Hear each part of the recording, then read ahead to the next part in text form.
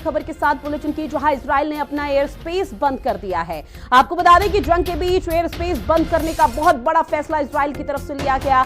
अमेरिकी हमले के बाद इजराइल में इमरजेंसी अलर्ट जारी कर दिया गया है। इजराइल ने अपने नागरिकों को सतर्क रहने के लिए कहा है। तो बड़ी खबर लगातार आपकी स्क्रीन पर, जहां इजराइल में जो तनावपूर्ण हालात हैं वो लगातार देखने को मिल रहे हैं। सिचुएशन आउट ऑफ कंट्रोल हो चुकी है और उसे कंट्रोल में करने की कोशिश लगातार इजराइल में की जा रही है और अब ऐसे में एयर स्पेस बंद करने का बहुत बड़ा फैसला लिया।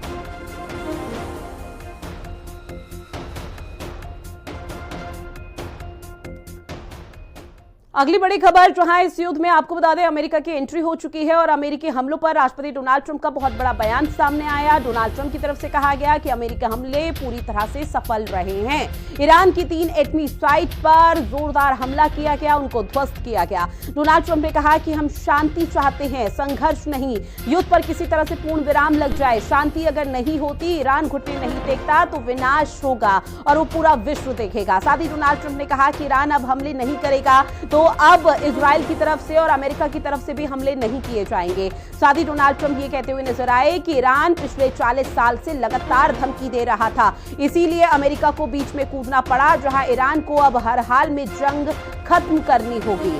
तो बड़ी खबर, डोनाल्ड ट्रंप का ये बड़ा स्टेटमेंट, जहां आपको बता दें कि डोनाल्ड ट्रंप की तरफ से कहा गया कि हम शांति चाहते हैं, संघर्ष नहीं।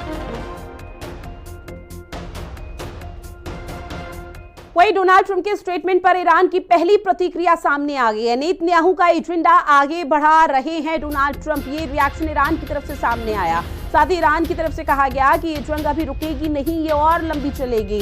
लंबी जंग के लिए हम पूरी तरह से तैयार हैं। तो सीधे तौर पर ईरान की तरफ से ये एक मैसेज दे दिया गया है अमेरिका और इजराइल को कि चाहे कुछ भी हो जाए हम झुकेंगे नहीं। ये जंग अभी शुरू हुई थी, आगे भी ये जंग इसी तरह से जारी रहेगी। ये जंग लंबी चलने वाली है। हालांकि माना जा रहा था कि ईरान जल्दी घुटने टेक देगा, लेकिन वो स्थिति देखने को नहीं मिलेगी। और अब आपको एक तस्वीर दिखाते हैं, जहां वॉर रूम में राष्ट्रपति डोनाल्ड ट्रंप बैठे हुए हैं और अमेरिका के राष्ट्रपति डोनाल्ड ट्रंप की तरफ से दोनों देशों में लगातार नजर बनाए हुए हैं कि किस तरह के हालात मौके पर देखने को मिल पा रहे हैं।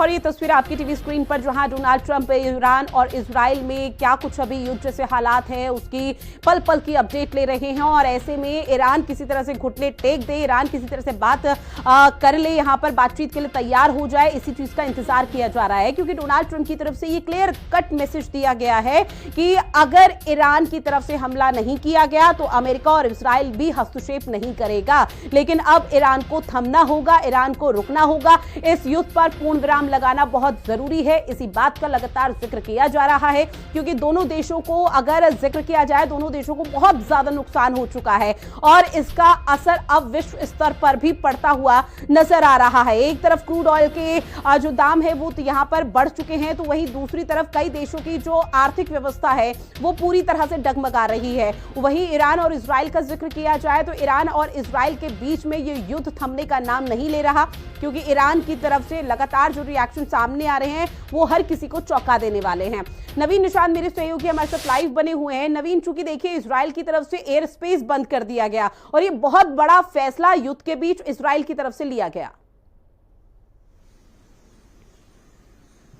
बिल्कुल, देखिए कोई भी देश अगर अपना एयर स्पेस बंद करता है तो इसका मतलब यह है कि उस देश के ऊपर संकट के बादल हैं। और इजराइल ने एहतियातन ये फैसला किया है कि उसने अपना एयर स्पेस बंद कर दिया, क्योंकि ईरान और इजराइल के बीच जो युद्ध है वो लगातार जारी है। ईरान और इजराइल दोनों एक दूसरे के ऊपर बम बरसा रहे हैं, जो मिसाइल है वो दागी जा रही हैं। और ऐसे में इजराइल ने अपना जो एयर स्पेस है वो बंद किया है और इसका साफ संदेश है कि इजराइल युद्ध के लिए तैयार है। यानी आमतौर पर जब एयर स्पेस बंद होता है तो जो कमर्शियल फ्लाइट हैं उनकी आवाजाही पर पूरी तरह से रोक लग जाती है। जो दूसरे देशों की फ्लाइट है जो इजराइल होकर गुजर रही हैं उन पर भी पूरी तरह से रोक लगती है और सिर्फ जो फाइटर प्लेन्स हैं, जो बॉम्बर्स हैं, उन्हें ही उड़ने की इजाजत होती है। तो इसका मतलब साफ है कि आने वाले दिनों में इजराइल की तरफ से और जो तेज अटैक हैं वो ईरान पर देखने को मिलेंगे, क्योंकि ईरान भी पीछे हटने को तैयार नहीं है और इजराइल लगातार ईरान पर बॉम्बिंग कर रहा है। ईरान के जो मेन पॉइंट्स हैं, जो साइट्स हैं, वहां पर लगातार बॉम्बिंग की जा रही है। ईरान भी इसका मुंहतोड़ जवाब दे रहा है, क्योंकि ईरान के पास भी अत्याधुनिक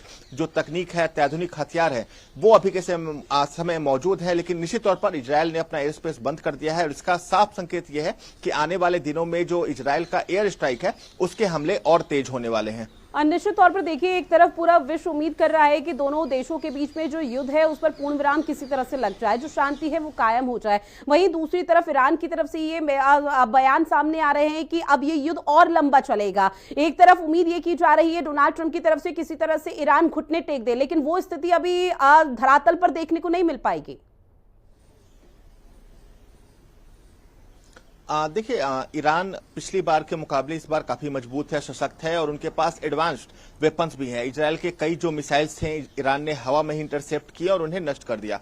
और निश्चित तौर पर जिस तरह से इजरायल और अमेरिका लगभग एक टीम की तरह काम कर रहे हैं, उसके बाद ईरान के सामने पीछे हटने का रास्ता नहीं है, क्योंकि ईरान को भी पता है कि अगर वो इस बार पीछे हटते हैं या फिर युद्ध विराम की बात करते हैं तो जो ईरान की जनता है वो उन्हें माफ नहीं करेगी, क्योंकि ईरान की जनता का भी जो पूरा सपोर्ट है वो अभी के समय ईरान की मिलिट्री को है। और जिस तरह से अमेरिका ने ईरान के 3 न्यूक्लियर साइट्स पर जिस तरह से B-2 बॉम्बर के जरिए हमले किए हैं, उसके बाद कहीं ना कहीं ईरान को भी ये लगने लगा है कि इजरायल और अमेरिका मिलकर जो है वो हमला कर रहे हैं। हालांकि अभी तक ये साबित नहीं हो पाया है कि जो अमेरिका ने ईरान के 3 न्यूक्लियर साइट पर हमला किया है उसमें इजरायल की कोई भूमिका थी या नहीं, लेकिन निश्चित तौर पर ईरान अब पीछे हटने को तैयार नहीं है, क्योंकि ईरान का भी ये कहना है कि उनके पास युद्ध लड़ने के लिए लंबे समय तक हथियार और जो सैन्य ताकत है वो मौजूद है। और निश्चित तौर पर इसका जो पूरा असर है वो पूरे विश्व पर देखने को मिलेगा, विश्व की जो अर्थव्यवस्था है उस पर देखने को मिलेगा। और देखिए, अब ईरान और